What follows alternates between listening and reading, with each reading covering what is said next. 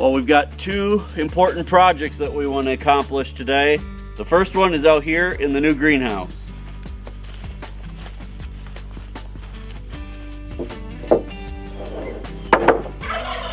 We spent some time out here yesterday going over what we think will be the perfect layout for us here. We decided on how big to make this raised bed and how many containers we can put all around. So today we are going to be building our raised bed garden.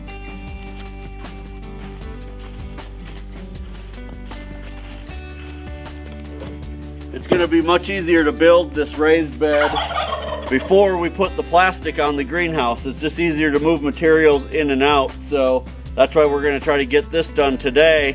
We're hoping soon we'll have a nice warm day that we can try to get the plastic put on. So before we get started building this raised bed, we just want to review that we're building a second greenhouse. We already have one this exact same size, 16 by 32, and we use that other greenhouse for starting all of our spring plants. This garden we will be using primarily for growing food in the fall, winter, and the early spring. We've found that we can't do both, raise the small plants in the spring and garden in our first greenhouse together. There's just too much overlapping time.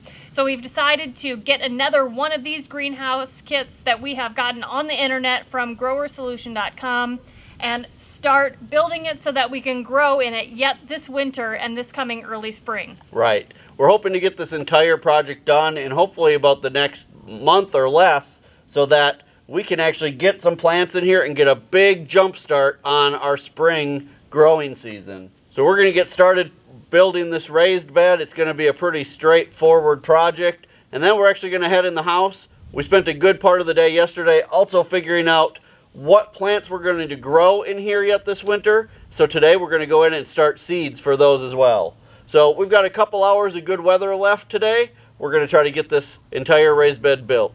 So we've decided that the size of this raised bed garden is going to be 6 feet wide by 22 feet long.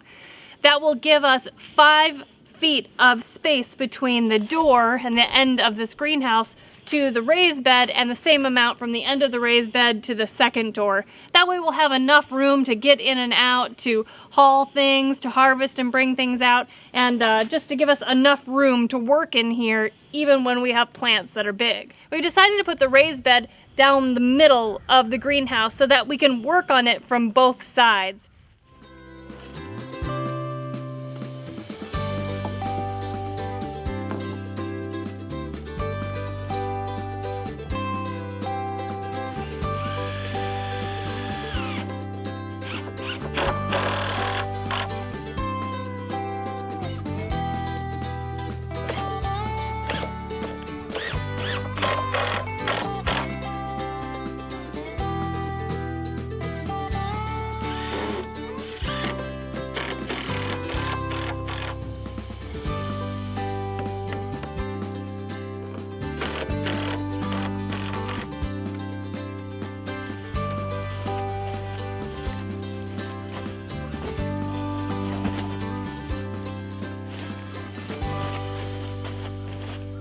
Alright, well, we've got the first layer of boards down. You can see now what the size of the raised bed is going to be. I'm going to go back through right now and I'm going to put more of these stakes. These stakes are driven into the ground so that it helps hold everything square. Now we're going to put a second layer exactly like this on top, so that it ends up being about 22 inches tall. Our hope is to fill this with 18-inch deep soils. By going 22 inches tall, there'll be enough above the soil to keep everything in real good. So that's where we're at now. We did have a little bit of a problem because the ground isn't level. We had to level one end of the raised bed, but no big deal. And so we're just going to keep going until we get this done.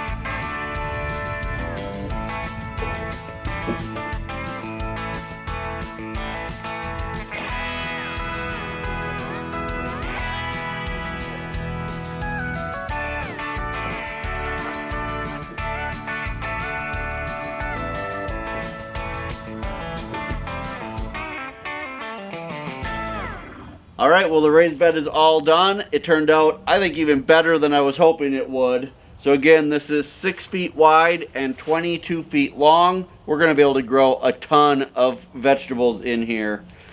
Basically, we built this out of 2x12s.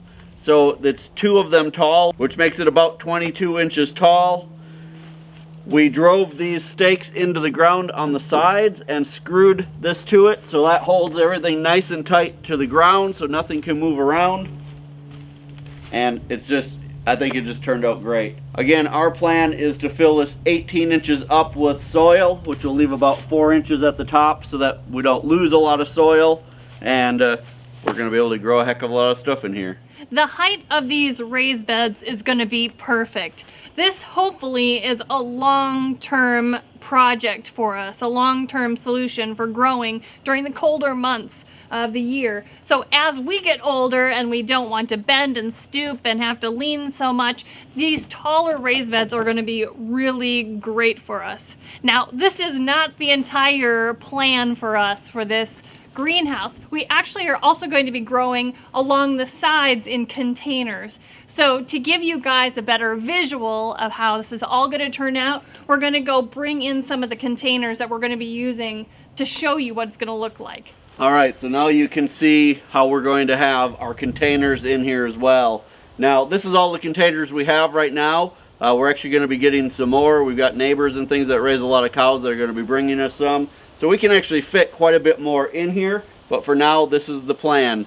I think this is going to be awesome. We're going to be able to grow so much food in here.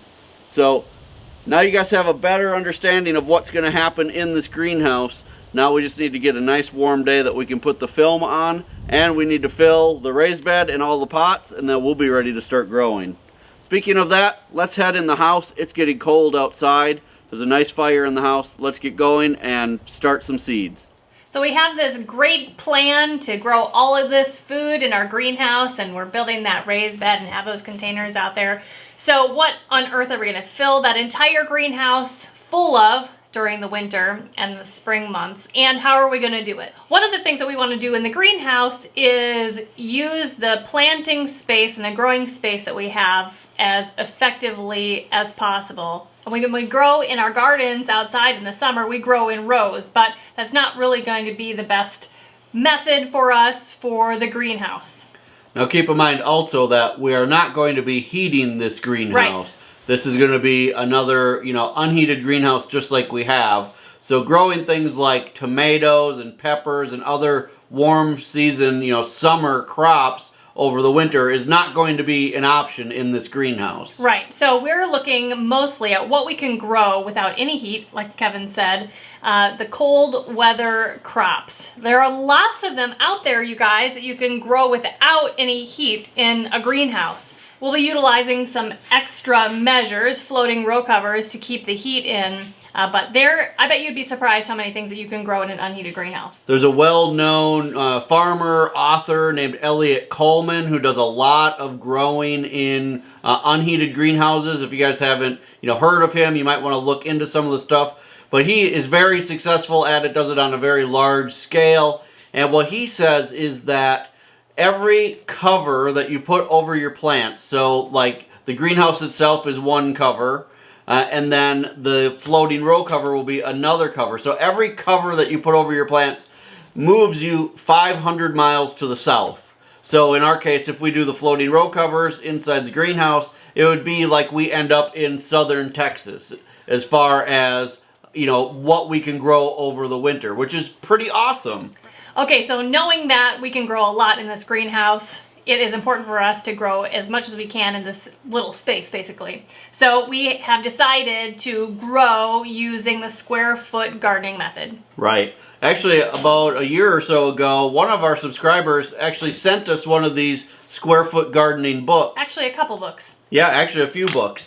And to be honest, we flipped through them a little bit, but we never gave it a whole lot of thought because that's not the way we typically grow. We don't really grow much in raised beds at all outside. And our main gardens where we're growing, the bulk of the food for our family, this system just wouldn't do well, I don't think, in that system.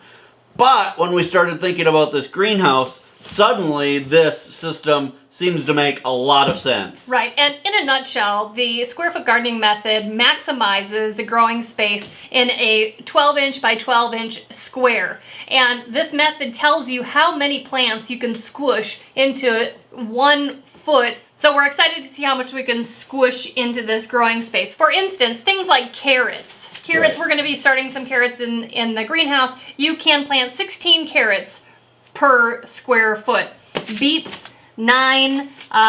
But bigger plants like cabbage, cauliflower, broccoli, only 1 plant per square. So Right. we have made like a map. We've drawn out a map of the raised bed that we did and assigned a square, you know, all these rows and squares. And so we've gone through and assigned each square and each row with something that we're going to grow. Right. So we want to talk with you about all the things that we're going to grow in the garden. So let's take beets just because they're sitting here in front of me. And we've decided that we're going to grow 3 square feet of beets in the raised bed garden. So we can plant 9 beets per square foot.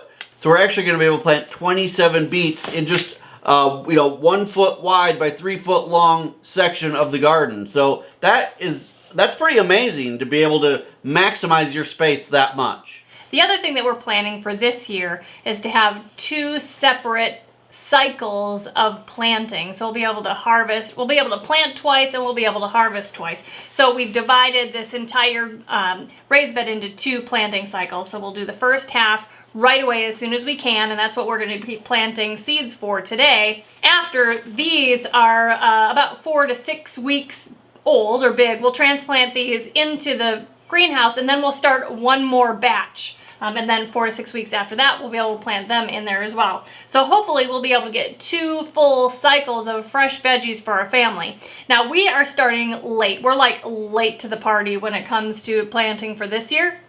So I think the rest of, the years to come, we'll be able to plant 3 cycles Right. of all of these plants. It's going to be so amazing to have fresh veggies like this all winter long. Right. I'm so excited. In future years, we'll actually plant a lot of these things in like September, and a lot of them we'll be able to plant right in the greenhouse. We won't have to do as many transplants as we are now. We're doing the transplants now because it's too cold out in the greenhouse for things to germinate. But in the, early in the fall, it would be plenty warm out there for things to actually germinate right out there. So we are going to be planting a bunch of things this winter. We're really excited. So what we're going to plant this first round, it's a bunch of stuff, is cabbage, broccoli, cauliflower, turnips and beets, kohlrabi, green onions, spinach, lettuce, kale, cilantro, carrots, parsley, celery, peas, like the sugar snap peas, and Brussels sprouts.